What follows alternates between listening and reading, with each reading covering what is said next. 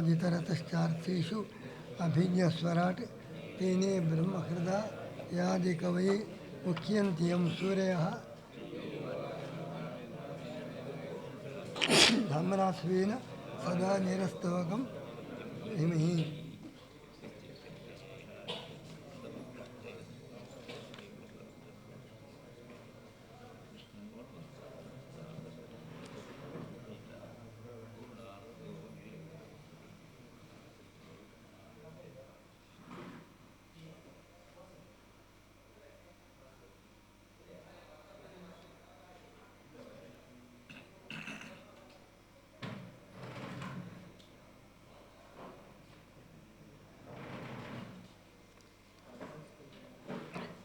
ಹಿರಣ್ಯಕಶಿಪು ದಿತಿಯನ್ನು ಸಮಾಧಾನ ಮಾಡಲು ಒಂದು ಇತಿಹಾಸವನ್ನು ಹೇಳ್ತಾ ಇದ್ದಾನೆ. ಸುಯಜ್ಞ ಅಂತ ಒಬ್ಬ ರಾಜ, ಶತ್ರುಗಳಿಂದ ಯುದ್ಧದಲ್ಲಿ ಅವನು ಮಡಿದ. ಆಗ ವಿಶೀರ್ಣ ರತ್ನ ಕವಚಂ ಭ್ರಷ್ಟ ಆಭರಣ ಸೃಜಂ ಶರ ನಿರ್ಭಿನ್ನ ಹೃದಯಂ ಶಯಾನಂ, ಎಲ್ಲ ಮೈಮೇಲೆಲ್ಲ ರಕ್ತ, ಬಾಣದಿಂದ ಅವನ ಹೃದಯ ಭೇದನಾಗಿದೆ, ಆಭರಣ ಮಾಲೆಲ್ಲ ಅಸ್ತವ್ಯಸ್ತ ಆಗಿದೆ, ಕವಚ ಹೋಗಿದೆ, ತಲೆ ಕೇಶ ಅದೆಲ್ಲ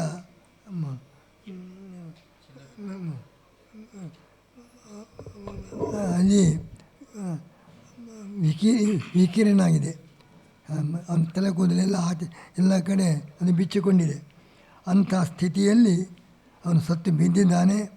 ಎಲ್ಲ ಸ್ತ್ರೀಯರು ಬೇರೆ ಜನರು ಎಲ್ಲರೂ ಕೂಡ ಅಳ್ತಾ ಇದ್ದಾರೆ. ಆಗ ರಾತ್ರಿ ಆಯಿತು. ಇವರ ದೇಹವನ್ನು ಸಂಸ್ಕಾರ ಮಾಡಲಿಕ್ಕೂ ಬಿಡ್ತಾ ಇಲ್ಲ. ಆ ರೀತಿ ಎಲ್ಲರೂ ಕೂಡ ಅಳ್ತಾ ಇದ್ದಾರೆ.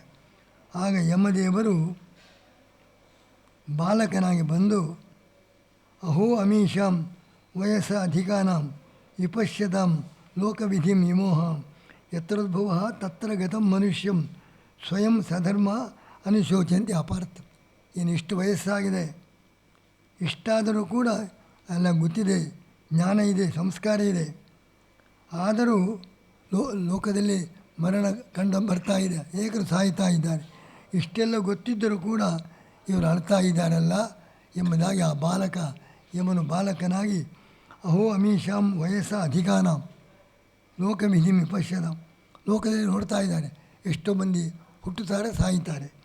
ಯತ್ತೋದ್ಭವ ತತ್ರ ಗತಂ ಮನುಷ್ಯಂ, ಎಲ್ಲಿಂದ ಹುಟ್ಟಿದ ಅಲ್ಲಿಗೆ ಸೇರಿದ್ದಾನೆ, ಅದನ್ನು ಎಲ್ಲಿ ಹುಟ್ಟಿದ್ದು ಅಲ್ಲಿಗೆ ಸೇರಿದ್ದಾನೆ, ಅವನ ಬಗ್ಗೆ ಇಷ್ಟೆಲ್ಲ ದುಃಖ ಪಡ್ತಾ ಇದ್ದಾನಲ್ಲ ಎಂಬುದಾಗಿ ಅಹೋ ಅಮೀಷಾಂ ವಯಸ್ಸ ಅಧಿಕಾನಾಂ ವಿಪಶ್ಯತಾಂ ಲೋಕವಿಧಿಂ ವಿಮೋಹ, ಲೋಕದಲ್ಲಿ ಇದು ಇದ್ದದ್ದೇ, ಇದನ್ನು ಅರ್ಥ ಮಾಡಿಕೊಳ್ಳದೆ ಭ್ರಮಕ್ಕೆ ವ್ಯಾಮೋಹಕ್ಕೆ ಒಳಪಟ್ಟಿದ್ದಾನೆ. ವಯಸ್ಸಾಗಿದೆ ಆದರೂ ವ್ಯಾಮೋಹಕ್ಕೆ ಒಳಪಟ್ಟಿದ್ದಾನೆ. ಯತ್ರ ಉದ್ಭವ ತತ್ರ ಗತಂ ಅದರ್ಶನಾತ್ ಅವ್ಯಕ್ತ ಪ್ರಭವ ಅವ್ಯಕ್ತ ನಿಧನಾನಿಯ, ಹುಟ್ಟುವಾಗ ಎಲ್ಲಿಂದ ಬಂದರೂ ಗೊತ್ತಾಗುವುದಿಲ್ಲ, ಸಾಯುವಾಗಲೂ ಎಲ್ಲಿಗೆ ಹೋದರೂ ಗೊತ್ತಾಗುವುದಿಲ್ಲ. ಅವ್ಯಕ್ತ ಪ್ರಭವಾನ್ಯಾಹು ಅವ್ಯಕ್ತ ನಿಧನಾನ್ಯುತ, ಹುಟ್ಟುವಾಗಲೂ ಅವರು ಎಲ್ಲಿಂದ ಗೊತ್ತಿರುವುದಿಲ್ಲ, ಸಾಯುವಾಗಲೂ ಎಲ್ಲಿ ಹೋದರೂ ಗೊತ್ತಾಗುವುದಿಲ್ಲ. ಅದರ್ಶನಾದಿಹಾಯಾತ, ಅವ್ಯಕ್ತರಾಗಿದ್ದುಕೊಂಡು ಈಶ್ವರ ಕಂಡಿಲ್ಲ, ಈಗ ಬಂದಿದ್ದಾರೆ. ಪುನಃ ಅದರ್ಶನಂಗತ, ಯಾವ ರೀತಿ ಮೊದಲಿದ್ದರೋ ಆ ರೀತಿ ಈಗ ಬಂದಿದ್ದಾರೆ. ಮೊದಲು ಅವ್ಯಕ್ತರು, ಕಾಣಿಸ್ತಾ ಇಲ್ಲ, ಈಗಲೂ ಅವ್ಯಕ್ತರು, ಎಲ್ಲಿಂದ ಬಂದಿದ್ದಾರೋ ಅಲ್ಲಿಗೆ ಹೋಗಿದ್ದಾರೆ. ಅದರ್ಶನಾದಿಹಾಯಾತ, ಮೊದಲು ತೋರ್ತಾ ಇರಲಿಲ್ಲ, ಅವ್ಯಕ್ತರಾಗಿದ್ದರು, ಈಗ ವ್ಯಕ್ತರಾಗಿದ್ದಾರೆ. ಪುನಶ್ಚ ಅದರ್ಶನಂಗತ, ಪುನಃ ವ್ಯಕ್ತರಾಗಿದ್ದಾರೆ. ಇದು ಸಹಾಯವಾದದ್ದು, ಇದಕ್ಕಾಗಿ ದುಃಖ ಪಡ್ತಾ ಇದ್ದಾರಲ್ಲ ಎಂಬುದಾಗಿ ಯಮದೇವರು ಸಮಾಧಾನ ಹೇಳ್ತಾ ಇದ್ದಾರೆ.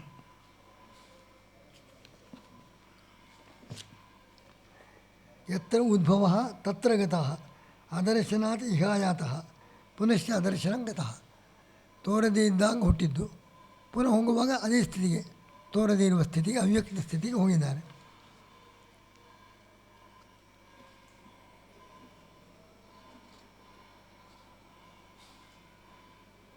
ಭೂತಾನಿ ತೈಸ್ತೈ ನಿಜ ಯೋನಿ ಕರ್ಮಭಿ ಭವಂತಿ ಕಾಲೇ ನ ಭವಂತಿ ಸರ್ವಶಃ. ಎಲ್ಲ ಪ್ರಾಣಿಗಳು ಇರ್ತವೆ, ಇರುವುದಿಲ್ಲ. ಒಮ್ಮೆ ಇರ್ತವೆ, ಮತ್ತೊಮ್ಮೆ ಇರುವುದಿಲ್ಲ. ಆದರೆ ಆತ್ಮ ಮಾತ್ರ ಅವನಿಗೆ ಈ ಲೇಪ ಇಲ್ಲ. ಬರ್ತಾರೆ, ಹೋಗ್ತಾರೆ. ನ ತತ್ರ ಆತ್ಮ ಪ್ರಕೃತಾವಪಿ ಅಂದೇನರ್ಥ? ತಸ್ಯ ಪರಮಾತ್ಮ ಮಾತ್ರ ಯಾವಾಗಲೂ ನಿಯಾಮಕನಾಗಿದ್ದಾನೆ. ತಸ್ಯಾಹ ಗುಣಿ ಪ್ರಕೃತಾವಪಿ ಸ್ಥಿತಃ ಆತ್ಮ ನಿಬದ್ಧನೆ. ಪ್ರಕೃತಿಯಲ್ಲಿ ಹುಟ್ಟುತ್ತದೆ, ಸಾಯ್ತದೆ. ಈ ಪ್ರಕೃತಿಯಲ್ಲಿ ನಿಯಾಮಕನಾದ ಪರಮಾತ್ಮ ಗುಣೈ ನ ನಿಬದ್ಧತೆ. ಈ ಪ್ರಕೃತಿಯ ಸತ್ವರಜಸ್ತಮ ಗುಣಗಳ ಬಂಧನ ಪರಮಾತ್ಮನಲ್ಲಿಲ್ಲ. ಆದ್ದರಿಂದ ಭಗವಂತನ ಮಹಿಮೆಯನ್ನು ಹೇಳ್ತಾರೆ ಮರೆಯು.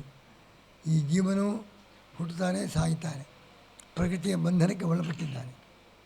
ಆದರೆ ಭಗವಂತ ಈ ಪ್ರಕೃತಿ ಬಂಧನಕ್ಕೆ ಒಳಪಟ್ಟಿಲ್ಲ. ಅಂದರೆ ಭಗವಂತನ ಮಹಿಮೆ ತಿಳಿದು ಅವೆಲ್ಲೂ ಅವನ ಅಧೀನ ಅಂತ ಭಾವಿಸಿಕೊಂಡು ಪರಮಾತ್ಮನ ಭಜನೆ ಮಾಡಿ ಸುಮ್ಮನೆ ಅಳಬೇಡಿ. ವ್ಯರ್ಥವಾಗಿ ಅಳುತ್ತಾ ಕಾಲಹರಣ ಮಾಡುವ ಬದಲು ಎಲ್ಲವೂ ಪರಮಾತ್ಮನ ಅಧೀನ ಆಗಿದೆ, ಅವನ ಯಾವ ಲೇಪವೂ ಇಲ್ಲ ಅಂತ ಪರಮಾತ್ಮ ಮಹಿಮೆ ತಿಳಿದು ಅವನಲ್ಲಿ ಭಕ್ತಿ ಮಾಡಿದರೆ ಇವನಿಗೂ ಶ್ರೇಯಸ್ಸಾಗ್ತದೆ. ಸುಮ್ಮನೆ ಅಳುತ್ತಾ ಇದ್ದರೆ ಏನು ಉದ್ಧಾರ ಇಲ್ಲ. ಒಬ್ಬನು ಮೃತನಾದಾಗ ಸುಮ್ಮನೆ ಅಳುತ್ತಾ ಕಾಲಹರಣ ಮಾಡದೆ ಭಜನೆ ಮಾಡಿ ಅವನಿಗೆ ಸದ್ಗತಿಯಾಗಲಿ ಅಂತ ಪ್ರಾರ್ಥನೆ ಮಾಡಬೇಕು ಹೊರತು ಸುಮ್ಮನೆ ಅಳುತ್ತಾ ಕೊಡುವುದಲ್ಲ ಅಂಥೇಳಿ ಇವರಿಗೆ ಭಗವಂತನ ಮಹಿಮೆಯ ಉಪದೇಶವನ್ನು ಮಾಡ್ತಾ ಇದ್ದಾರೆ. ಭೂತಾನಿ ತೈಸ್ತೈಹಿ ನಿಜಯೋನಿ ಕರ್ಮಭಿ ಭವಂತಿ ಕಾಲೇ ನ ಭವಂತಿ. ಬರ್ತವೆ, ಇಲ್ಲ ಅಂತ ಆಗ್ತವೆ. ತತ್ರ ಪ್ರಕೃತಾವಪಿ ಸ್ಥಿತಃ ಆತ್ಮ ಅನ್ಯತಮಃ, ಜೀವನಿಂದ ಭಿನ್ನ, ಜೀವನಿಂದ ಬೇರೆಯಾದ ಪರಮಾತ್ಮ. ಅನ್ಯತಮ ಆತ್ಮ ಪರಮಾತ್ಮ. ನ ತತ್ರ ಆತ್ಮ ಪ್ರಕೃತಾವಪಿ ಸ್ಥಿತಃ ತಸ್ಯಾ ಗುಣಿ ಅನ್ಯತಮೋ ನಿಬದ್ಧತೆ. ಜೀವನು ಪ್ರಕೃತಿಯ ಬಂಧನಕ್ಕೆ ಒಳಪಟ್ಟವನು, ಅವನು ಜನನ ಮರಣ ಆಗ್ತದೆ. ಆದರೆ ಪ್ರಕೃತಿಯಲ್ಲಿ ಇದ್ದರೂ ಕೂಡ ಪರಮಾತ್ಮನಿಗೆ ಪ್ರಕೃತಿಯ ಬಂಧನೇ ಇಲ್ಲ. ಜನನ ಮರಣ ದೂರ ಆದವನು ಪರಮಾತ್ಮನೊಬ್ಬನೇ. ಇವರೆಲ್ಲರಿಗೂ ಜನನ ಮರಣ ಉಂಟೇ ಉಂಟು. ಅದರ ಬಗ್ಗೆ ದುಃಖ ಪಡುವುದು ಬೇಡ ಎಂಬುದಾಗಿ ಸ್ವವಿರುದ್ಧ ಸ್ವರೂಪತ್ವಾದಿ ಜೀವಾದ ಅನ್ಯತಮೋ ಹರಿ.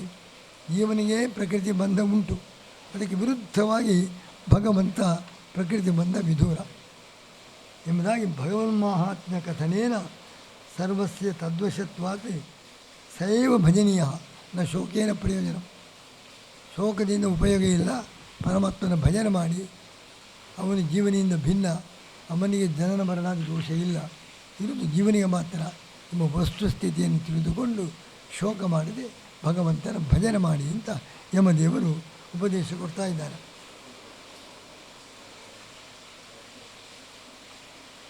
ಪರಮಾತ್ಮನ ಮಹಾತ್ಮ ಹೇಗೆ? ಯಥ ಅನಲಹ ದಾರುಷು.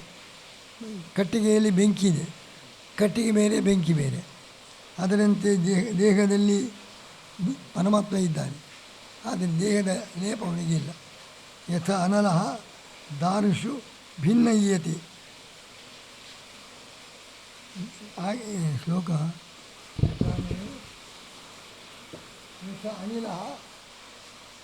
ಯಥ ಅನಿಲ ದೇಹಗತ. ಗಾಳಿ ಇದೆ, ಅನಲ ಅನಿಲ. ಅನಲ ಅಂದರೆ ಬೆಂಕಿ, ಕಟ್ಟಿಗೆಯಲ್ಲಿ ಬೆಂಕಿ, ದೇಹದಲ್ಲಿ ಪ್ರಾಣವಾಯು, ದೇಹಕ್ಕಿಂತ ಬೇರೆ. ಕಟ್ಟಿಗೆ ಬೆಂಕಿ, ಕಟ್ಟಿಗೆಯಿಂದ ಬೇರೆ. ಹಾಗೆ ಆಕಾಶ ಎಲ್ಲ ಕಡೆ ಇದೆ, ಲೇಪ ಇಲ್ಲ. ಅದರಂತೆ ಪರಮಾತ್ಮನು ಸರ್ವತ್ರ ವ್ಯಾಪ್ತ, ನಮ್ಮ ದೇಹದ ಒಳಗಿದ್ದಾನೆ, ಜೀವನಗಳೊಳಗಿದ್ದಾನೆ. ಏನಿದ್ದರೂ ಕೂಡ ಅವನಿಗೆ ಲೇಪ ಇಲ್ಲ ಎಂಬುದಾಗಿ ಯಾವುದೇ ಲೇಪವಿಲ್ಲದ ಭಗವಂತ, ಅವನ ಮಹಿಮೆಯನ್ನು ನೀವು ಅರಿತುಕೊಳ್ಳಿ. ದೇಹದಾನುಗತವು ಪ್ರಾಣವನ್ನಿ.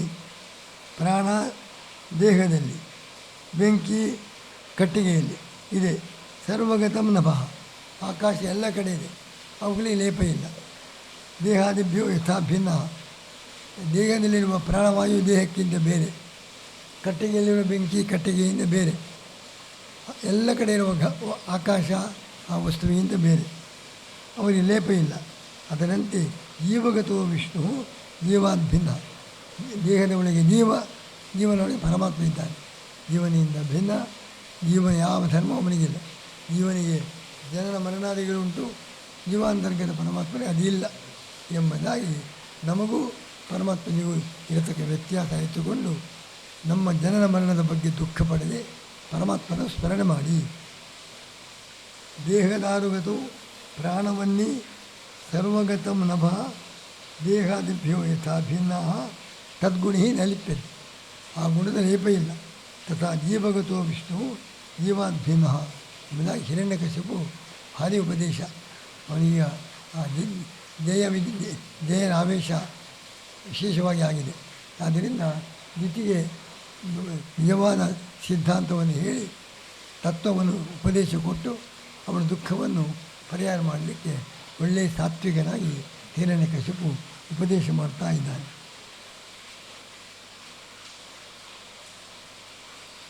ಸುಯಜ್ಞೋ ನನ್ವಯಂ ಶೇತೆ ಮೂಢಾ ಮನುಷ್ಯೋಚತ. ಮಲಗಿದ್ದಾನೆ ಅವನು ಮಲಗಿದವನು ಸುಯಜ್ಞ. ಆದರೆ ಶ್ರೋತ ಇವು ಅನುಮಕ್ತ ಅವರು ಕಾಣುವುದಿಲ್ಲ. ಸುಯಜ್ಞನ ಶರೀರ ಕಾಣಿಸ್ತಾ ಇದೆ, ಅಲ್ಲಿ ಶ್ರೋತರು ಯಾರು ಶ್ರೋತರು? ನಾಣ್ಯವತೋಸ್ತಿ ದ್ರಷ್ಟ ನಾಣ್ಯವತೋಸ್ತಿ ಶ್ರೋತ. ಕೇಳುವವನು ಮುಖ್ಯ ಅವನೇ, ನೋಡುವವನು ಅವನೇ ಅಂತ ಪರಮಾತ್ಮ ಕಣ್ಣಿಗೆ ಕಾಣಿಸುತ್ತಿದೆ. ಸುಯಜ್ಞನ ಶರೀರ ಕಾಣಿಸ್ತಾ ಇರಬಹುದು. ಆ ನಿಯಾಮಕನಾದ ಪರಮಾತ್ಮ ನಮ್ಮ ಹಿಂದಿನ ಅತೀತ ಪರಮಾತ್ಮ. ಅವನೇ ಮುಖ್ಯ ಶ್ರೋತೃ, ಅವನೇ ಮುಕ್ತರು, ಅವನೇ ದ್ರಷ್ಟರು.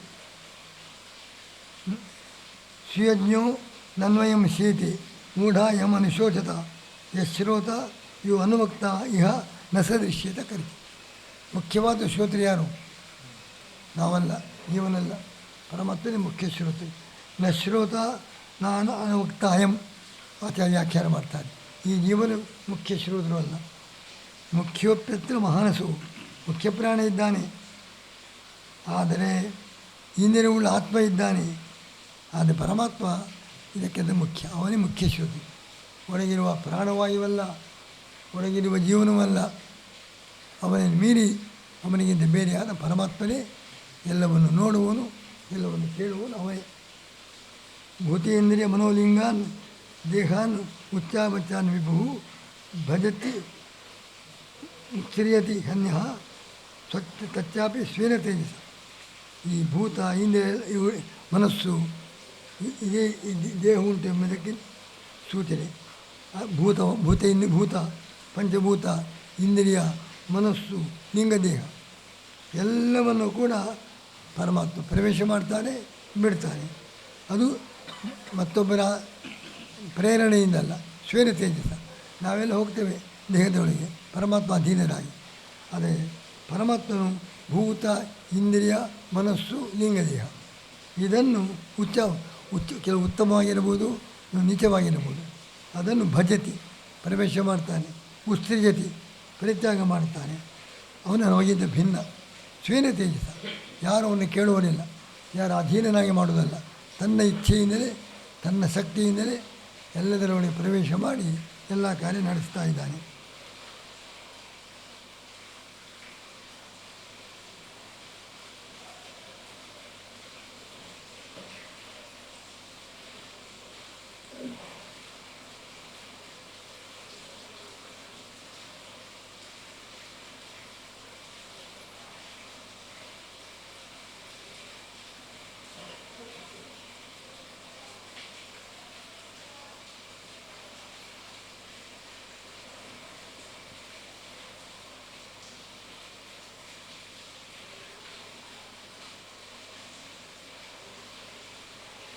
ಇಂದ್ರಿಯವಾನ್ ಆತ್ಮ ಎಷ್ಟು ಇಹ ಇಂದ್ರಿಯವಾನ್ ಆತ್ಮ. ಇಂದ್ರಿಯವಾನ್ ಅಂದರೆ 46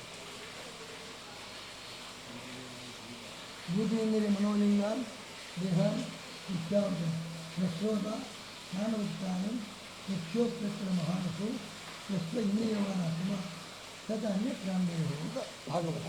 ಅದಕ್ಕೆ ಆಚಾರ್ಯರು ಅರ್ಥ ಬರೀತಾರೆ. ಭೂತೇಂದ್ರಿಯ ಮನೋಲಿಂಗಾನ್ ನ ಶ್ರೋತ ನಾನು ವಕ್ತಾಯಂ. ಈ ಜೀವನು ಮುಖ್ಯವಾದ ಶ್ರೋತರಲ್ಲ, ಮುಖ್ಯೋಪ್ಯತ್ರ ಮಹಾನಸು.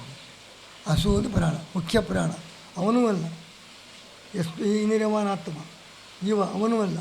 ಸಚ ಅನ್ಯ ಪ್ರಾಣದೇಹ. ಎಲ್ಲ ಮುಖ್ಯ ಭೋಕ್ತರು ಈ ದೇಹ ಪ್ರಾಣ ಇವರಿಗಿಂತ ಭಿನ್ನ.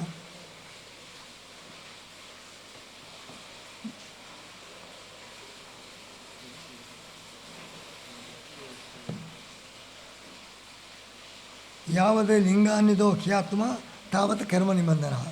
ಲಿಂಗದೇಹದಲ್ಲಿ ಜೀವನಿದ್ದಾನಲ್ಲ ಅವನೇ ಕರ್ಮದ ಅಧೀನ. ಆದರೆ ತಥೋ ವಿಪರ್ಯ ಕ್ಲೇಶ ಮಾಯಾಯುಗ. ಅದರಿಂದ ಅವನಿಗೆ ಭ್ರಾಂತಿ, ದುಃಖ, ಪ್ರಕೃತಿ ಸಂಬಂಧ, ದುಃಖ ಎಲ್ಲ ಬರಲಿಕ್ಕೆ ಅವನು ಲಿಂಗಾನ್ವಿತನಾಗಿದ್ದಾನೆ ಕರ್ಮದಿಂದಾಗಿ.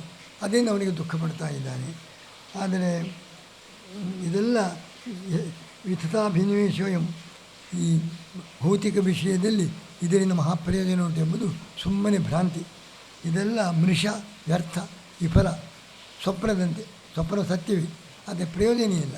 ಅದು ಕೆಲವು ಸಮಯ ಇರ್ತದೆ, ಅದಕ್ಕಿಂತ ಹೆಚ್ಚು ಸಮಯ ಉಂಟು ಇಷ್ಟೇ. ಆದ್ದರಿಂದ ಸ್ವಪ್ನದಂತೆ ಈ ಪ್ರಾಪಂಚಿಕ ವ್ಯವಹಾರ ಎಲ್ಲ ವ್ಯರ್ಥ. ತಾತ್ಕಾಲಿಕ ಪ್ರಯೋಜನ ಸಿಗಬಹುದು, ಅದು ವ್ಯರ್ಥ.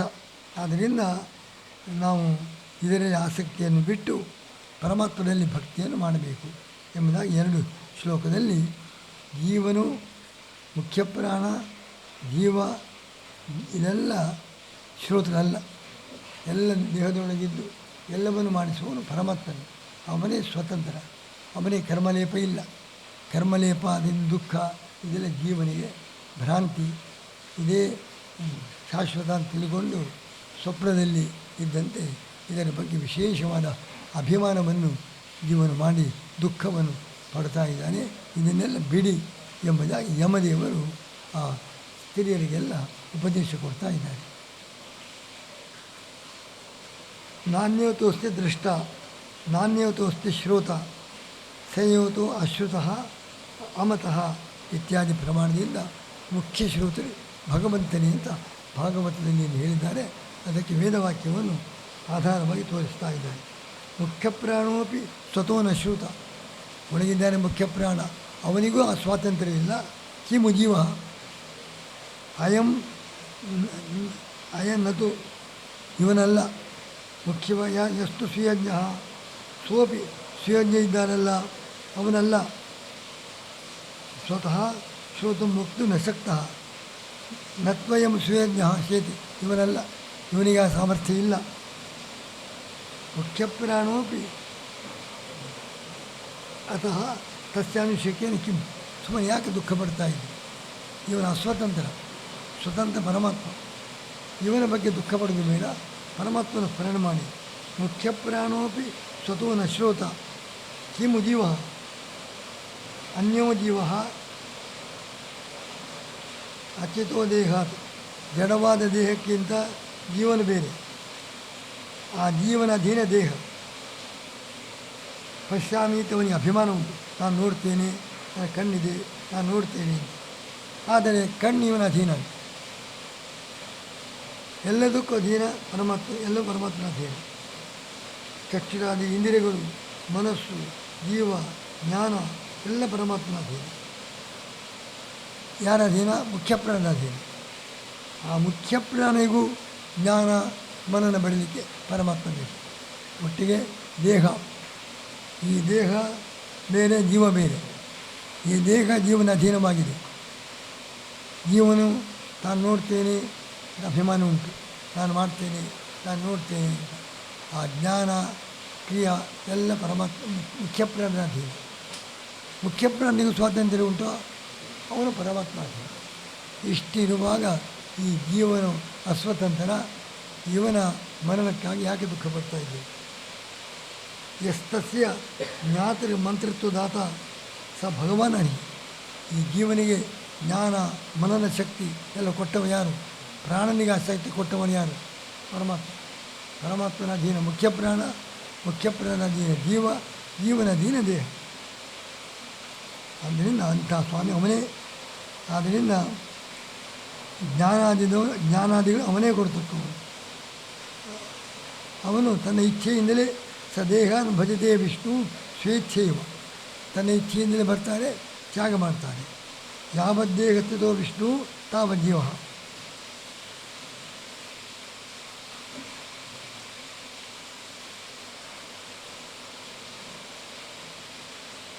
ಈ ದೇಹದಲ್ಲಿ ಪರಮಾತ್ಮ ಇರುವಷ್ಟು ಕಾಲ ಜೀವನಿಗೆ ದುಃಖ ಕ್ಲೇಶ ಎಲ್ಲವೂ. ಯಾವಾಗ ಈ ದೇಹವನ್ನು ಪರಮಾತ್ಮ ಬಿಟ್ಟು ಬಿಡ್ತಾನೆ ಸರ್ವಾತ್ಮನ, ಆಗ ಜೀವನಿಗೂ ಮೋಚನೆ ಆಗ್ತದೆ ಸಂಸಾರದಿಂದ. ಜೀವನ ದೇಹ, ಲಿಂಗದೇಹ, ಇಂದ್ರಿಯ, ಮನಸ್ಸು ಎಲ್ಲವನ್ನು ಕೂಡ ಭಗವಂತನಲ್ಲಿದ್ದರೆ ಆಗ ಜೀವನಿಗೆ ದುಃಖ ಸುಖ ಅನುಭವ ಎಲ್ಲವನ್ನು ಸರ್ವಾತ್ಮನ ಬಿಟ್ಟರೆ. ಲಿಂಗ ಶರೀರವನ್ನು ಕೂಡ ಪರಮಾತ್ಮನ ತ್ಯಾಗ ಮಾಡಿದರೆ ಜೀವನಿಗೆ ಮೋಕ್ಷ ಸಂಸಾರ ಇದೆ. ಯಾವತ್ತು ಸರ್ವಾತ್ಮನ ದೇಹ ಉತ್ಸರ್ಜತಿ, ಸರ್ವಾತ್ಮನ ಎಲ್ಲ ಲಿಂಗ ದೇಹವನ್ನು ಕೂಡ ಪರಮಾತ್ಮ ತ್ಯಾಗ ಮಾಡಿದರೆ ಆಗ ಜೀವನು ಮುಚ್ಚಿದೆ, ಸಂಸಾರದಿಂದ ಮೋಕ್ಷ ಆಗ್ತದೆ. ಅತಿ ಭಿನ್ನ ಸ್ವರೂಪವು ಜೀವ ಬೇರೆ, ಪರಮಾತ್ಮನ ಬೇರೆ, ಒಂದೇ ದೇಹದಲ್ಲಿದ್ದಾರೆ. ಒಬ್ಬನು ದೇಹ ಅಭಿಮಾನಿ, ಮತ್ತೊಬ್ಬನು ನಮಾನಿ, ಮಾನದ ಅಭಿಮಾನ ಬರುವಂತೆ ಮಾಡುವವನು. ಅವನಿಗೆ ಅಭಿಮಾನ ಇಲ್ಲ, ಜೀವನಿಗೆ ದೇಹ ಅಭಿಮಾನ ಉಂಟು. ಆದ್ದರಿಂದ ಪರಮಾತ್ಮನು ದೇಹದಲ್ಲಿದ್ದರೂ ಇಂದ್ರಿಯದಲ್ಲಿದ್ದರೂ ಅವನಿಗೆ ಅದರಿಂದ ಏನು ಲೇಪ ಇಲ್ಲ, ಅಭಿಮಾನ ಇಲ್ಲ. ಆದರೆ ಅವನು ತನಗೆ ತಾನು ಬೇರೆ, ಅದು ಬೇರೆ. ಅದು ಜೀವನು ದೇಹದ ಒಳಗಿದ್ದು ತಾನೇ ದೇಹ ಅಂತ ಅಭಿಮಾನ ಉಂಟು. ದೇಹಾಭಿಮಾನವುಳ್ಳವನು ಜೀವ, ಅದು ದೇಹ ಉಳ್ಳವ ಅಂತ. ಪರಮಾತ್ಮ ದೇಹ ಇಲ್ಲ, ದೇಹದ ಒಳಗೆ ಇದ್ದಾನೆ, ದೇಹ ಇಲ್ಲ. ಯಾಕೆ? ದೇಹಾಭಿಮಾನವೇ ಇಲ್ಲ. ಅಥರ್ಮಾನಾಥ ಹರಿಪ್ರೋಕ್ತ ಅದೇಹ ಅನಿಂದ್ರಿಯ. ಪರಮಾತ್ಮನಿಗೆ ದೇಹದ ಮೇಲೆ ಅಭಿಮಾನ ಇಲ್ಲ, ತಾನೇ ದೇಹ ಅಂತ ಭ್ರಾಂತಿ ಇಲ್ಲ. ಇವನಿಗೆ ಆ ಭ್ರಾಂತಿ ಉಂಟು. ಆದ್ದರಿಂದ ಜೀವನ ದುಃಖ ಪಡ್ತಾನೆ. ಪರಮಾತ್ಮನಿಗೆ ಆ ದುಃಖ ಇಲ್ಲ, ಲೇಪವೂ ಇಲ್ಲ.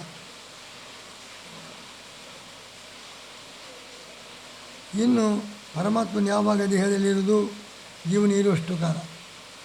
ಜೀವನಿಗೆ ಅಭಿಮಾನ ಹೋಯಿತು, ನಿಮ್ಮ ಮೋಕ್ಷಕ್ಕೆ ಹೋಗ್ತಾನೆ. ಆ ದೇಹದಲ್ಲಿ ಪರಮಾತ್ಮ ಇಲ್ಲ. ಆದರೆ ಪರಮಾತ್ಮನ ದೇಹದಲ್ಲಿದ್ದರೂ ದೇಹದಲ್ಲಿ ಇಲ್ಲ ಅಂತ ಈ ಅಭಿಪ್ರಾಯದಿಂದ ಹೇಳಿದ್ದಾರೆ. ಅಂಥ ಪರಮಾತ್ಮನು ಲಿಂಗಾನ್ ಭಜತಿ, ಇಂದ್ರಿಯ, ಮನಸ್ಸು, ಭೂತ ಮುಂತಾದ ಲಿಂಗಗಳು, ಪಂಚಭೂತಗಳು ಸಹ ಪರಮಾತ್ಮ ಭೂತ ಇಂದ್ರಿಯ ಮನೋಲಿಂಗಾನ್ ಭಜತಿ. ಪಂಚಭೂತ, ಇಂದ್ರಿಯ, ಮನಸ್ಸು ಇದೇ ಈ ಪದಾರ್ಥಗಳನ್ನು ಪರಮಾತ್ಮ ಬರ್ತಾನೆ ಹೋಗ್ತಾನೆ. ಯಾವಾಗ ಅವನ ದೇಹವನ್ನು ಬಿಡುವುದು ಸರ್ವಾತ್ಮನ ಜೀವನಿಗೆ ಮೋಕ್ಷ ಆಗುವಾಗ ಸರ್ವಾತ್ಮನ ಬಿಡ್ತಾನೆ. ಆದ್ದರಿಂದ ಅವನು ದೇಹ ಉಳ್ಳವನು ಅಂತ ಹೌದು, ದೇಹದಲ್ಲಿದ್ದರೂ ಅವನಿಗೆ ದೇಹ ಇಲ್ಲ, ದೇಹದ ಲೇಪ ಇಲ್ಲ ಅಂತ. ದೇಹದಲ್ಲಿದ್ದರೂ ದೇಹದ ಲೇಪ ಇಲ್ಲ. ಮತ್ತು ಜೀವನು ಸರ್ವಾತ್ಮನ ಅಭಿಮಾನ ತ್ಯಾಗ ಮಾಡಿದರೆ ಆಗ ಪರಮಾತ್ಮ ಅಲ್ಲಿರುವುದಿಲ್ಲ. ಆದರೆ ಅವನಿಗೆ ದೇಹ ಇಲ್ಲ ಅಂತ ಅನೇಕ. ಒಂದು ದೇಹಾಭಿಮಾನ ಇಲ್ಲ, ಇನ್ನು ದೇಹದಲ್ಲಿ ಜೀವನ ಬಿಟ್ಟಾಗ ಪರಮಾತ್ಮ ಅಲ್ಲಿ ಇರುವುದಿಲ್ಲ. ಆದ್ದರಿಂದ ಅವನು ಅದೇಹ ಅಂತ. ಹೀಗೆ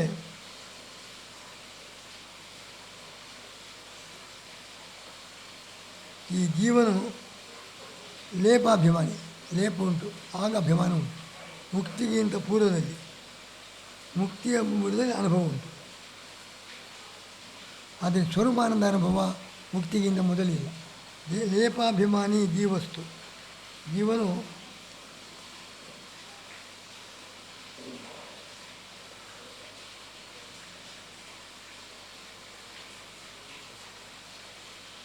ಜೀವನಿಗೆ ದೇಹದ ಲೇಪ ಉಂಟು, ದೇಹದ ಅಭಿಮಾನ ಉಂಟು.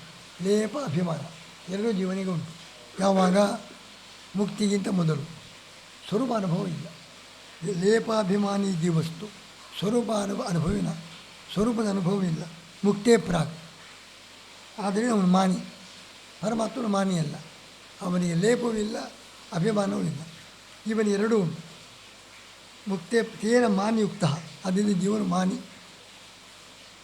ನ ಮಾನಿ ವಿಷ್ಣುವಿಗೆ ಅಭಿಮಾನವೇ ಇಲ್ಲ, ತಾನೇ ದೇಹ ಅಂತ ಭ್ರಾಂತಿಯೂ ಇಲ್ಲ, ಲೇಪವೂ ಇಲ್ಲ. ಇವನಿಗೆ ಎರಡೂ ಉಂಟು. ಆದರೆ ಜೀವನ ದೇಹ ಅಭಿಮಾನಿ, ಪರಮಾತ್ಮ ದೇಹಾಭಿಮಾನ ಇಲ್ಲ. ಸರ್ವಮೇತಿ ಪಶ್ಯನ್ನಪಿ, ಅವನಿಗೆ ಎಲ್ಲ ತನ್ನದ್ದು ಜ್ಞಾನ ಉಂಟು, ಆದರೆ ಲೇಪ ಇಲ್ಲ, ಅಭಿಮಾನ ತಾನಿಂದ ಭ್ರಾಂತಿ ಇಲ್ಲ. ಜೀವನಿಗೆ ಇದೇ ತಾನು ಅಂತ ಭ್ರಾಂತಿ ಇಲ್ಲ. ಆದ್ದರಿಂದ ಸರ್ವಮೇತಿ ಪಶ್ಯನ್ನಪಿ ಅಲೇಪ ಅಭಿಮತಿ. ಲೇಪ ಅಭಿಮಾನ ಎರಡೂ ಇಲ್ಲ ಪರಮಾತ್ಮನಿಗೆ. ಅದೇ ಎಲ್ಲವೂ ತನ್ನದ್ದು ಜ್ಞಾನ ಉಂಟು, ತನ್ನದೊಂದು ಜ್ಞಾನ ಇದ್ದರೂ ಅಭಿಮಾನ ತಾನೇ ಇದು ಅಂತ ಭ್ರಾಂತಿ ಇದೆ. ಇವನಿಗೆ ಅದು ಉಂಟು. ಸಮ್ಯಕ್ ಸ್ವರೂಪಾನುಭವಾತ್ ಸ್ವತಂತ್ರತ್ವಾತ್, ಅವನು ಸ್ವತಂತ್ರ, ತನ್ನ ಸ್ವರೂಪ ಅನುಭವ ಸರಿಯಾಗಿ ಉಂಟು. ಜೀವನಿಗೆ ತನ್ನ ಸ್ವರೂಪ ಯಾವುದೂ ಗೊತ್ತಿಲ್ಲ. ತಾನು ಜಡಕ್ಕಿಂತ ಭಿನ್ನ ಜ್ಞಾನಾನಂದಮಯ ಅಂತ ಸಾಮಾನ್ಯ ಜ್ಞಾನ ಉಂಟು. ನನ್ನ ದೇಹ ಅಂತ ಸಮ್ಯಕ್ ಜ್ಞಾನ ಇಲ್ಲ, ಸ್ಪಷ್ಟವಾದ ಜ್ಞಾನ ಇಲ್ಲ. ನಮಗೆ ನಾವು ಬೇರೆ ದೇಹ ಬೇರೆ ಅಂತ ಜ್ಞಾನ ನಮಗೆ ಉಂಟು. ನನ್ನ ದೇಹ, ನಾನು ಬೇರೆ, ದೇಹ ಬೇರೆ, ಭೇದ ಜ್ಞಾನ ಉಂಟು. ಸಮ್ಯಕ್ ಇಲ್ಲ, ಸರಿಯಾದ ರೀತಿಯಿಂದ ನಮಗೆ ಸ್ವರೂಪ ಅನುಭವ ಇಲ್ಲ, ಸ್ಪಷ್ಟವಾದ ಜ್ಞಾನ ಇಲ್ಲ. ಒಂಥರದ ಮೋಗಮಾಗಿ ನಾನು ದೇಹವಲ್ಲ ಅಂತ ಗೊತ್ತುಂಟು, ಅದು ದೇಹದ ಧರ್ಮ ತನ್ನಲ್ಲಿದೆ ಅಂತ ಭ್ರಮಿಸಿದ್ದಾನೆ. ಅದರಿಂದ ಅವನಿಗೆ ಅಭಿಮಾನ ಉಂಟು, ಲೇಪ ಉಂಟು. ಪರಮಾತ್ಮನಿಗೆ ಎಲ್ಲ ತನ್ನದೊಂದು ಜ್ಞಾನ ಉಂಟು, ಈ ಅಭಿಮಾನವೂ ಇಲ್ಲ, ಲೇಪ. ತನ್ನ ಸ್ವರೂಪಾನುಭವ ಸ್ಪಷ್ಟ, ತಾನು ಯಾರು ಅಂತ ಕ್ಲಿಯರಾಗಿ ಜ್ಞಾನ ಇದೆ. ಯಾವ ಲೇಪ ಅಭಿಮಾನ ಎರಡೂ ಪರಮಾತ್ಮನಿಗೆ ಇಲ್ಲ. ಆದ್ದರಿಂದ ಅಂಥ ಪರಮಾತ್ಮನು ಮತ್ತು ಜೀವನ ಬೇರೆ.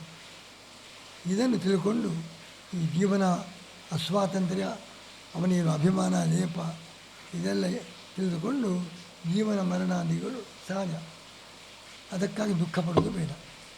ಏಕೆ ನಿಯಾಮಕನಾದ ಪರಮಾತ್ಮನ ಸ್ಮರಣೆ ಮಾಡಿದರೆ ಅವನ ಅನುಗ್ರಹದಿಂದ ಜೀವನಿಗೆ ಕೂಡ ಉದ್ಧಾರ ಆಗಲಿಕ್ಕೆ ಸಾಧ್ಯ ಎಂಬುದಾಗಿ ಯಮದೇವರು ಸುಯಜ್ಞನ ಪತ್ನಿಯರಿಗೆ ಉಪದೇಶ ಮಾಡಿದ್ದನ್ನು ಹಿರಣ್ಯಕಶಿಪು ದಿತಿಗೆ ಹೇಳಿ, ಹಿರಣ್ಯಾಕ್ಷ ಸತ್ತ ಎಂಬುದಾಗಿ ದುಃಖ ಪಡಬೇಡ, ಭಗವಂತನ ಸ್ಮರಣೆ ಮಾಡು.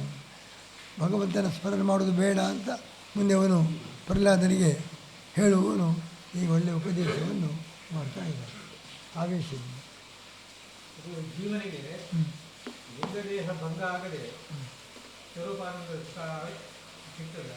ಇಲ್ಲ, ಸ್ವಲ್ಪ ಅಲ್ಲ, ಇವರು ವಾದರಾಜರು ಲಕ್ಷಾವರಣದಲ್ಲಿ ಕೆಲವರಿಗೆ ಲಿಂಗದೇಹ ಭಂಗವಾಗದೆಯೂ ಕೂಡ ಮುಖ್ಯ ಆಗ್ತದೆ, ಕೆಲವರಿಗೆ ಲಿಂಗದೇಹ ಅದು ಧ್ಯಾನಾವಸ್ಥೆಯಲ್ಲಿ ಸ್ವಲ್ಪ ಆಗ್ತದೆ. ಧ್ಯಾನಾವಸ್ಥೆಯಲ್ಲಿ ಸ್ವರೂಪಾನಂದ ಸ್ವಲ್ಪ ಅನುಭವ ಧ್ಯಾನ ಮಾಡುವಾಗ.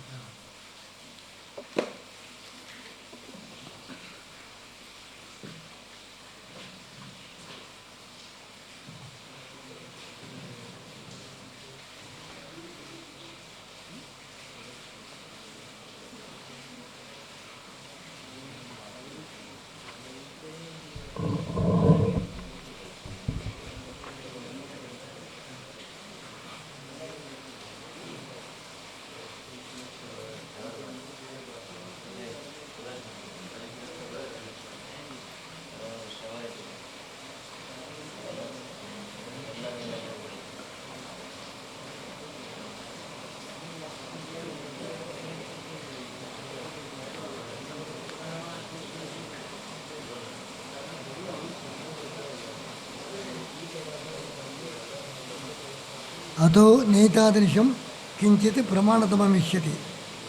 ಅನಿವ್ಯಾಖ್ಯಾನ ಅದು ಬ್ರಹ್ಮಸೂತ್ರ 3 ಥರದಿಂದ ವೇದದ ಬೆಂಬಲ ಉಂಟು, ಯುಕ್ತಿಯ ಬೆಂಬಲ ಇದೆ, ಪರಮಾಪ್ತನಾದ ವೇದವ್ಯಾಸದೇವರು ಮಾಡಿದರು. ಈ 3 ಕಾರಣದಿಂದ ಬ್ರಹ್ಮಸೂತ್ರಕ್ಕೆ ಭಾರತದಲ್ಲೆಲ್ಲ ಅದು ವೇದವ್ಯಾಸದೇವರೇ ಮಾಡಿದ್ದು. ಅಲ್ಲಿ ಇಷ್ಟು ಯುಕ್ತಿಗಳ ಉಲ್ಲೇಖ ಇಲ್ಲ. ಇಲ್ಲಿ ಯುಕ್ತಿಗಳನ್ನು ಹೇಳಿ ಅದಕ್ಕೆ ವೇದವಾಕ್ಯಗಳನ್ನು ಹೇಳಿ ಸಮರ್ಥನೆ ಮಾಡಿದ್ದಾರೆ. ಅದರ ಜೊತೆಗೆ ಪರಮಾಪ್ತರಾದ ವೇದವ್ಯಾಸದೇವರು ಹೇಳಿ 3 ಥರದಿಂದ ಎಲ್ಲ ಪ್ರಮಾಣಗಳಿಗಿಂತ ಬ್ರಹ್ಮಸೂತ್ರಕ್ಕೆ ವಿಶೇಷವಾದ ಮಹತ್ವ, ಅದು ವೇದಾರ್ಥ ನಿರ್ಣಾಯಕವಾಗಿದೆ. ಭಾರತವು ಅದು ಕೂಡ ದೊಡ್ಡದೇ ಪ್ರಮಾಣ, ಆದರೆ ವೇದಾರ್ಥ ನಿರ್ಣಾಯಕವಾಗಿ ಶ್ರುತಿ ಯುಕ್ತಿಗಳಿಂದ ಪ್ರಮೇಯವನ್ನು ಸಮರ್ಥನೆ ಮಾಡಿದ್ದರಿಂದ ಬ್ರಹ್ಮಸೂತ್ರಕ್ಕೆ ಎಲ್ಲ ಪ್ರಮಾಣಗಳಿಗಿಂತ ಮಹತ್ವವನ್ನು ಹೇಳಿದ್ದಾರೆ.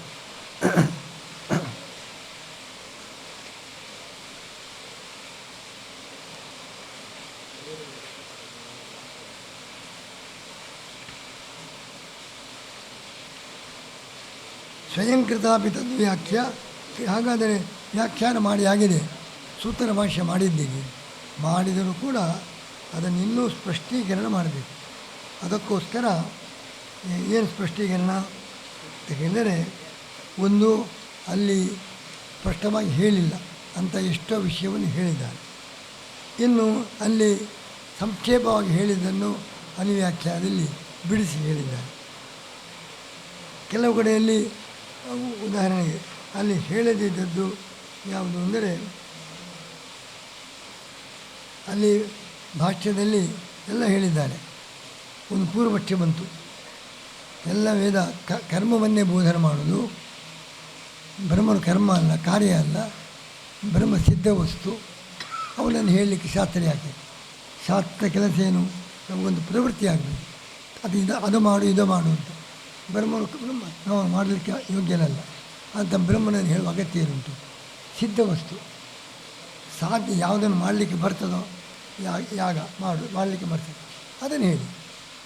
ಯಾವುದು ಸಿದ್ಧ ವಸ್ತು ಅದನ್ನು ಹೇಳಿ ಉಪಯೋಗ ಇಲ್ಲ, ಅದನ್ನು ನಮಗೇನು ಪ್ರವೃತ್ತಿ ಆಗುವುದಿಲ್ಲ. ಆದ್ದರಿಂದ ಅದನ್ನು ಯಾಕೆ ಹೇಳಬೇಕು ಅಂತ ಒಂದು ಪ್ರಶ್ನೆ. ಅದಕ್ಕೆ ಉತ್ತರ ಭಾಷ್ಯದಲ್ಲಿ ವಿಚಾರ ಮಾಡಲಿಲ್ಲ. ಇಲ್ಲಿ ಅನುವ್ಯಾಖ್ಯಾನದಲ್ಲಿ ಕಾರ್ಯತಾಚನ ಕಾತಿಸ್ಯಾದ ಮುಂತಾದ ವಾಕ್ಯಗಳಿಂದ ಶಬ್ದ ಬೋಧನೆ ಮಾಡಬೇಕಾದ್ದು ಬರೀ ಕಾರ್ಯವನ್ನೇ ಅಲ್ಲ, ಯಾವುದು ಇಷ್ಟ ಅದು ಕಾರ್ಯವೂ ಆಗಬಹುದು, ಕಾರ್ಯವಾಗದೇ ಇರಬಹುದು. ಯಾವುದು ಇಷ್ಟವೋ ಅದನ್ನು ಹೇಳುವುದು, ಅದು ಕಾರ್ಯವೇ ಆಗಬೇಕಾಗಿಲ್ಲ. ಭಗವಂತ ಅತ್ಯಂತ ಇಷ್ಟ ಅದನ್ನು ಹೇಳಿದ್ದಾರೆ. ಶಬ್ದ ಹೇಳಬೇಕಾಗಿದ್ದರೆ ಕಾರ್ಯವನ್ನು ಯಾವುದನ್ನು ಮಾಡಬೇಕೋ ಅದನ್ನು ಮಾತ್ರ ಅಲ್ಲ, ಯಾವುದನ್ನು ತಿಳಿಯಬೇಕಾಗಿದೆ, ಯಾವುದು ಇಷ್ಟ ಮಾಡುವುದಲ್ಲ, ತಿಳಿಯಬೇಕು. ಮಾಡಬೇಕಾದ್ದನ್ನು ಹೇಳ್ತಾ ಇದೆ, ತಿಳಿಯಬೇಕಾದ್ದನ್ನು ಹೇಳಬೇಕು. ಬರೀ ಕಾರ್ಯವನ್ನೇ ಹೇಳಬೇಕು ನಿಯಮ ಇಲ್ಲ. ಮುಖ್ಯವಾಗಿ ಯಾವುದು ಇಷ್ಟ ಅದು ಕಾರ್ಯವಾಗಲಿ ಸಿದ್ಧವಾಗಲಿ, ಇದ್ದದ್ದೇ ಆಗಲಿ ಅದು ಮಾಡಬೇಕಾದ್ದಾಗಲಿ, ಯಾವುದು ನಮಗೆ ಅತ್ಯಂತ ಇಷ್ಟವೋ ಅದನ್ನು ಹೇಳು. ಅದರಿಂದ ಪರಮಾತ್ಮನನ್ನು ಹೇಳಬಹುದು ಅಂತ ಇದನ್ನು ಭಾಷ್ಯದಲ್ಲಿ ಹೇಳಿಲ್ಲ. ಭಾಷ್ಯದಲ್ಲಿ ಹೇಳದಿದ್ದದನ್ನು ಇಲ್ಲಿ ಹೇಳಿದ್ದಾರೆ. ಇನ್ನು ಅಲ್ಲಿ ಹೇಳಿದ್ದನ್ನೇ ಬಿಡಿಸಿ ಹೇಳಿದ್ದಾರೆ.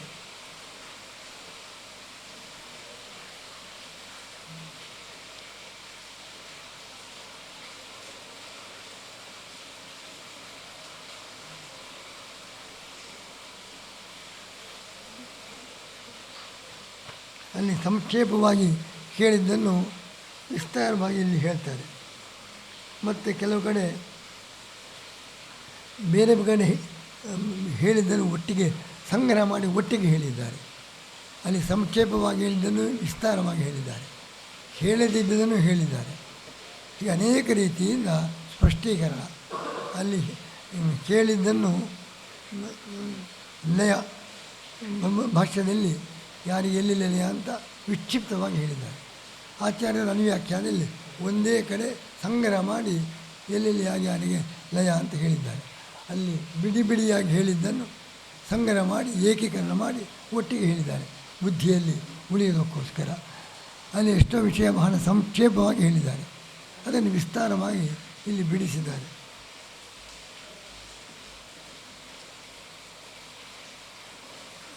ಆಚಾರ್ಯರು ಭಾಷ್ಯದಲ್ಲಿ ಪ್ರತಿಯೊಂದು ಸೂತ್ರದ ಪೂರ್ವಪಕ್ಷ ಏನು, ಸಿದ್ಧಾಂತ ಏನು ಅಂತ ಹೇಳಿದ್ದಾರೆ.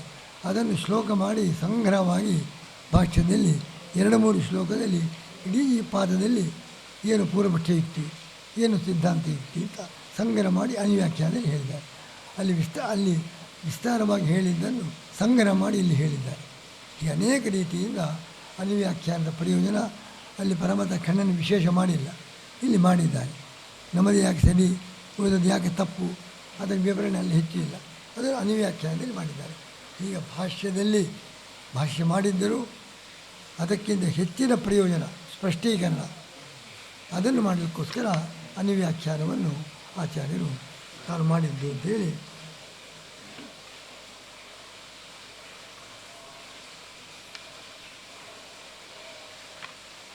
ಸ್ವಯಂಕೃತಾಪಿ ತದ್ವ್ಯಾಖ್ಯ ಕ್ರಿಯತೆ ಸ್ಪಷ್ಟತಾರ್ಥದ.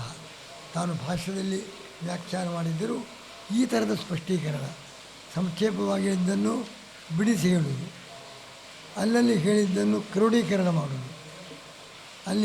ಅಲ್ಲಿ ಪೂರ್ವಪಕ್ಷ ಸಿದ್ಧಾಂತ ವಿಮರ್ಶೆ ಮಾಡಲಿಲ್ಲ, ತುಲನಾತ್ಮಕ ವಿಮರ್ಶೆ ಮಾಡುವುದು, ಅಲ್ಲಿ ಹೇಳದಿದ್ದ ಅಂಶವನ್ನು ಹೇಳುವುದು. ಇಷ್ಟೆಲ್ಲ ಕೆಲಸ ಅನುವ್ಯಾಖ್ಯಾನದಲ್ಲುಂಟು. ಅದಕ್ಕೋಸ್ಕರ ಅನುವ್ಯಾಖ್ಯಾನವನ್ನು 2ನೇ ವ್ಯಾಖ್ಯಾನ ಒಂದರಲ್ಲೇ ಎಲ್ಲ ಹೇಳ್ಬೋದಲ್ವ. ಒಂದರಲ್ಲೇ ಹೇಳಿದರೆ ಶಿಷ್ಯರಿಗೆ ತಿಳ್ಕೊಳ್ಳೋದು ಕಷ್ಟ. ಮೊದಲು ಸಂಕ್ಷೇಪವಾಗಿ ಎಲ್ಲ ಸೂತ್ರಾರ್ಥ ಪೂರ್ವಪಕ್ಷ ಸಿದ್ಧಾಂತ ಹೇಳಿ ಆಮೇಲೆ ಅದರ ಮೇಲೆ ವಿಮರ್ಶೆ. ಆ ಒಂದೇ ವಿಷಯವನ್ನು 2 ಸಲ ಜ್ಞಾಪಿಸಿಕೊಂಡಾಗ ಅವನಿಗೆ ವಿಚಾರ ಗಟ್ಟಿಯಾಯಿತು. ಭಾಷ್ಯದಲ್ಲಿ ಹೇಳಿದ್ದು ಅದನ್ನು ವಿಮರ್ಶೆ ಮಾಡುವಾಗ ಮತ್ತೊಮ್ಮೆ ಅದರ ಸ್ಮರಣೆ ಬರ್ತದೆ, ಗಟ್ಟಿಯಾಗ್ತದೆ. ಮತ್ತು ಒಮ್ಮೆಲೆ ಎಲ್ಲ ಹೇಳಿದರೆ ಶಿಷ್ಯರಿಗೆ ತಿಳ್ಕೊಳ್ಳಿಕ್ಕೆ ಕಷ್ಟ. ಮೊದಲ ಸೂತ್ರಾರ್ಥ ಏನಂದೆಲ್ಲ ಹೇಳಿದ ಮೇಲೆ ಅದರ ಮೇಲೆ ವಿಶೇಷವಾದ ವಿಮರ್ಶೆ ಎಲ್ಲಿ ಉಂಟು ಅದನ್ನು ಪ್ರತ್ಯೇಕವಾಗಿ ಹೇಳಿದರೆ ಶಿಷ್ಯರಿಗೆ ತಿಳ್ಕೊಳ್ಳಿಕ್ಕೂ ಅನುಕೂಲ ಆಗ್ತದೆ. ಅದಕ್ಕೋಸ್ಕರ ಭಾಷ್ಯ ಅನುವ್ಯಾಖ್ಯಾನ ಅಂತ ಎರಡು ಪ್ರತ್ಯೇಕವಾಗಿ ಮಾಡಿದ್ದಾರೆ.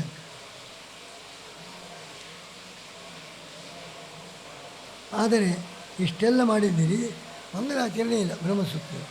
ಅಥಾತೋ ಬ್ರಹ್ಮ ಜಿಜ್ಞಾಸ, ಮಂಗಲಾಚರಣೆ ಇಲ್ಲ ಅಂತ. ಅದಕ್ಕೆ ಶಂಕರಾಚಾರ್ಯವರೆಲ್ಲ ಅಷ್ಟಕ್ಕೆ ವ್ಯಾಖ್ಯಾನ ಮಾಡಿದ್ದಾರೆ. ಆಚಾರ್ಯ ಹೇಳ್ತಾರೆ, ಸೂತ್ರಕಾರ ಓಂ ಶಬ್ದ ಹೇಳಿದ್ದಾರೆ. ಓಂ ಅಥಾತೋ ಬ್ರಹ್ಮಜ್ಞಾಸ ಎಂಬುದಾಗಿ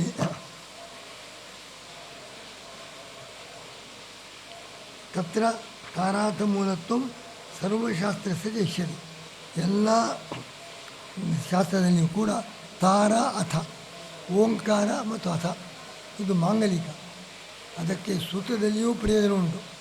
ಓಂ ಗುಣಪೂರ್ಣನಾದ ಪರಮಾತ್ಮನ ವಿಚಾರ ಮಾಡಬೇಕು. ಯಾಕೆ ಬಂತು? ಬ್ರಹ್ಮ ವಿಚಾರ ಮಾಡಬೇಕು.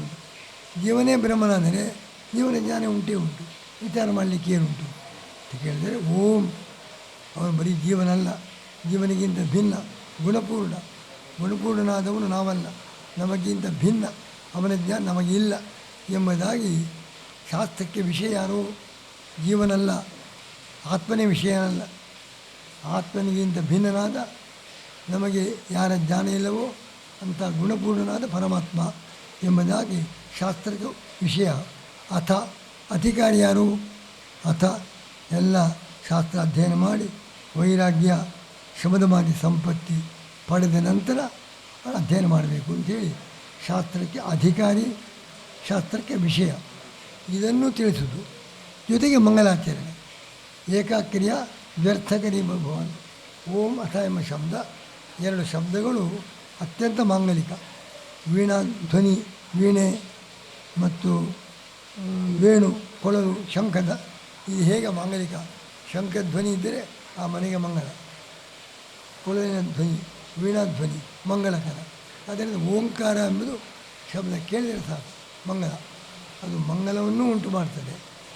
ಪರಮಾತ್ಮನನ್ನು ವಿಚಾರ ಮಾಡಬೇಕು, ಅವನು ಗುಣಪೂರ್ಣ, ಅಧಿಕಾರ ಹೊಂದಿ ಅವನು ವಿಚಾರ ಮಾಡಿ ಎಂಬುದಾಗಿ ಶಾಸ್ತ್ರಕ್ಕೆ ಬೇಕಾದ ಅಧಿಕಾರಿಗಳು ಯಾವುದು, ಶಾಸ್ತ್ರ ಹೇಳ್ತಕ್ಕ ವಿಷಯ ಯಾವುದು ಅದನ್ನೂ ತಿಳಿಸಬೇಕು.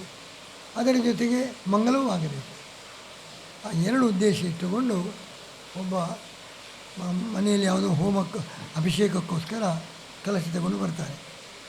ಕಲಶ ತಗೊಂಡು ಬರುವಾಗ ಒಬ್ಬರು ಪ್ರಯಾಣಕ್ಕೆ ಹೊರಟಿದ್ದಾನೆ. ಕಲಶ ದರ್ಶನ ಆಯಿತು, ಒಳ್ಳೆಯ ಶಗುನ, ನನ್ನ ಪ್ರಯಾಣ ನಿರ್ವಿಘ್ನ ಆಗ್ತದೆ ಅಂತ. ಕಲಶ ತಂದದ್ದು ಇವನಿಗೆ ಶುಭ ಸೂಚನೆ ಮಾಡಲಿಕ್ಕೆಲ್ಲ, ಅಭಿಷೇಕಕ್ಕೆ, ಜೊತೆಗೆ ಇವನಿಗೆ ಶುಭ ಶಕುನವೂ ಆಯಿತು. ಅದರಂತೆ ಈ ಓಮತ ಅಂತ ಹೇಳಿದ್ದು ಸೂತ್ರದ ಪ್ರಮೇಯ ಹೇಳಲಿಕ್ಕೆ, ಅದರ ಜೊತೆಗೆ ಮಂಗಲವೂ ಆಯಿತು. ಎರಡು ಉದ್ದೇಶ ಇಟ್ಟುಕೊಂಡು ಓಂ ಅಥ ಎಂಬುದರಿಂದ ಪಾಠ ಕೇಳತಕ್ಕವರಿಗೆ, ವಿದ್ಯಾರ್ಥಿಗಳಿಗೆಲ್ಲ ಮಂಗಲವಾಗಲಿ, ನಿರ್ವಿಘ್ನವಾಗಿ ಪರಿಸಮಾಪ್ತಿಯಾಗಲಿ ಎಂಬುದು ಉದ್ದೇಶ.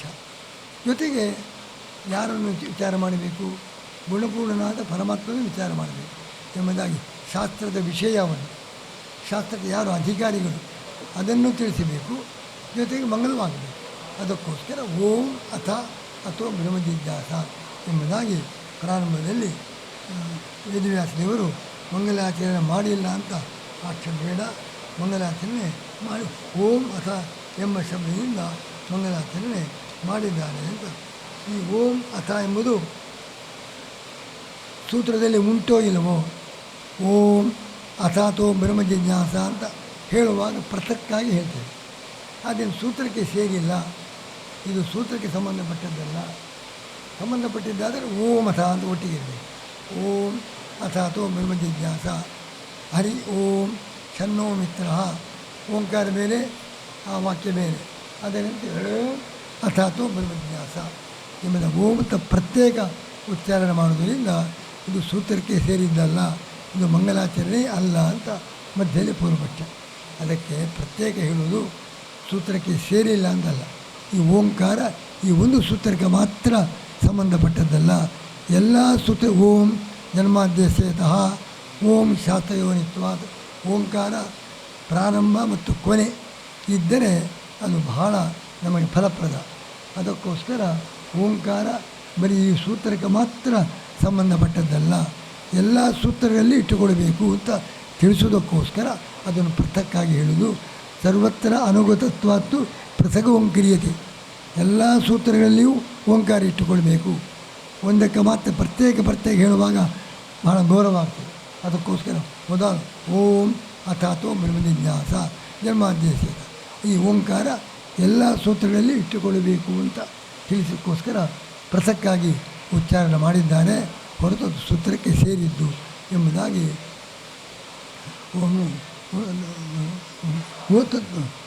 ಸೂತ್ರ ಯಾವುದು? ತತ್ರ ತಾರಾಥ ಮೂಲತ್ವ ಸರ್ವಶಾಸ್ತ್ರಸ್ಯ, ಎಲ್ಲ ಶಾಸ್ತ್ರ ಆರಂಭದಲ್ಲಿ ಓಂ ಅಥಾತೋ ಧರ್ಮ ಜಿಜ್ಞಾಸ, ಓಂ ಅಥಾತೋ ದೇವಿ ಮೀಮಾಂಸ, ಎಲ್ಲ ಶಾಸ್ತ್ರ ಓಂ ಅಥ ಮೊದಲು ಸರ್ವತ್ರ ಅನುಗತತ್ವೇನ ಪೃಥಗೋಗ್ಯತೆ. ಈ ಓಂಕಾರ ಎಲ್ಲ ಸೂತ್ರದಲ್ಲಿ ಬೇಕು, ಅದಕ್ಕೋಸ್ಕರ ಪ್ರತ್ಯೇಕವಾಗಿ ಹೇಳಿ. ಓಂಕಾರ ಸೂತ್ರಕ್ಕೆ ಸೇರಿದ್ದೇ, ಅದನ್ನು ನಾವು ಉಚ್ಚಾರ ಮಾಡಬೇಕು. ಮಂಗಲಾಚೆ ಅದು ನಿರ್ವಿಘ್ನ ಪರಿಸಮಾಪ್ತಿಗೋಸ್ಕರ ಅಥವಾ ವಿಶೇಷ ಫಲಕ್ಕೋಸ್ಕರ ಪ್ರತಿಯೊಂದು ಸೂತ್ರದಲ್ಲಿಯೂ ಕೂಡ ಓಂಕಾರ ಉಚ್ಚಾರಣೆ ಮಾಡಬೇಕು ಅಂತ ತಿಳಿಸೋದಕ್ಕೆ ಪ್ರತ್ಯೇಕ ಹೇಳಿದ್ದು. ಅದು ಓಂಕಾರ ಸೂತ್ರದಲ್ಲಿ ಇದೆ. ವೇದವ್ಯಾಸ ದೇವರು ಮಂಗಲಾಚರಣೆ ಶಿಷ್ಯರಿಗೋಸ್ಕರ ಮಾಡಿದ್ದಾರೆ ಅಂತ.